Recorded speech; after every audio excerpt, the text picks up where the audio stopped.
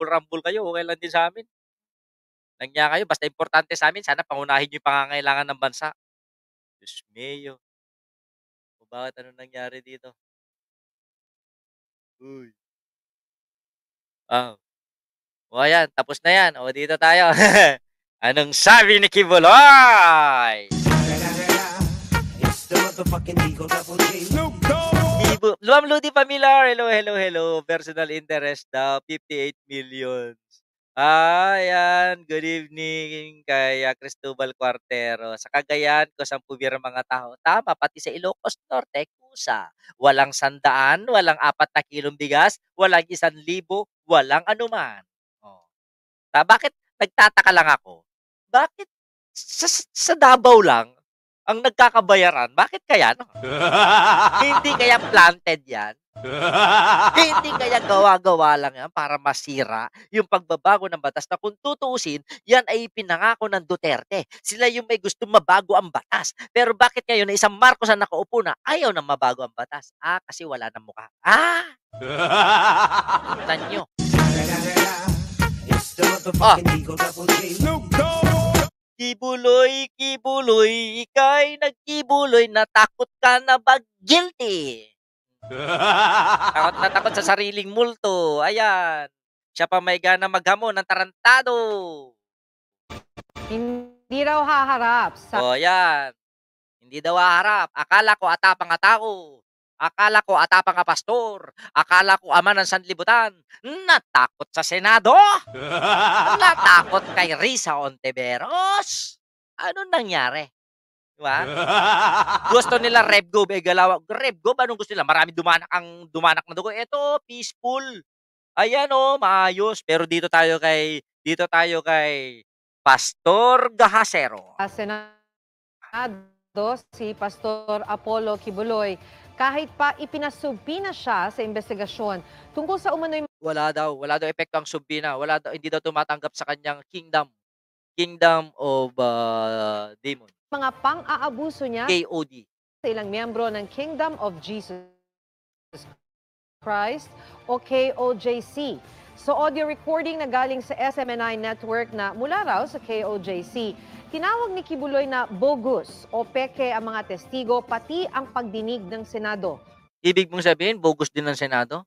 Before you became a spokesperson in the Senate, they are verifying your identity. Under oath ka dyan. Hindi ka pwede magsinungaling. Bakit? Para rin sinabi ni Kibuloy na yung mga pagdidig ng Senado nung panahon ni Duterte ay mga bogus. Para sinasabi mo mang ganon, Kibuloy? Ibig sabihin, bogus ni Duterte? Abay talagang bogus yun. Kung totoo raw ang mga alegasyon ng mga witness. Bakit daw tinakpan? Ikaw nga, nung nang-rape ka, tinakpan mo din ng shampoo ng tuwalya. Yun ang sabi nila, dinig ko Bakit ikaw? Sabagay, nung nang-rape si Kibuloy daw, wala daw takip yung edits. Handa naman daw si Kibuloy na humarap sa kahit anong korte. Anya, ang mga alegasyon lang sa O sige nga, sabi niya, handa siyang humarap sa anumang korte o bakit hindi siya humaharap sa US? Sige nga, sinasabi ni Kibuloy na handa siyang humarap kahit kailan. Bakit hindi siya lumipad ng US ngayon? Harapin niya doon ang kanyang mga kaso.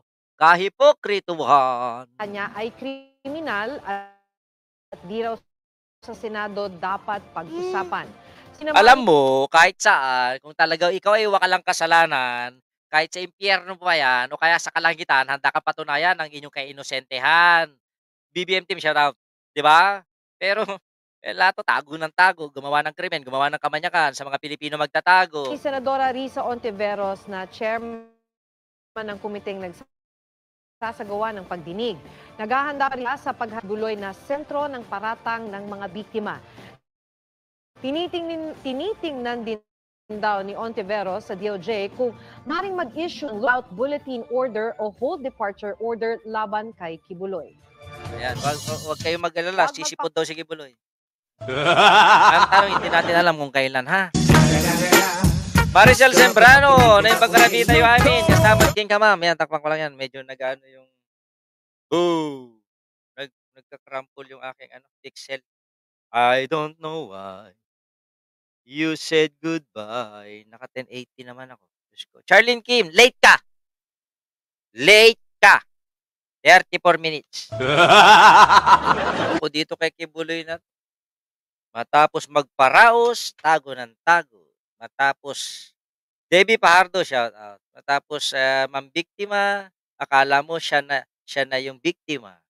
Nagmamakaawa na. Ayan, yung mga damuhong mga DDS, biktima lang si Kibuloy. Eh, putang ina, kung biktima si Kibuloy, anong tingin nyo dun sa mga na-rape? Yun nga, wala na. Tayo na, dun pa rin ako. Pajama King si Kibuloy.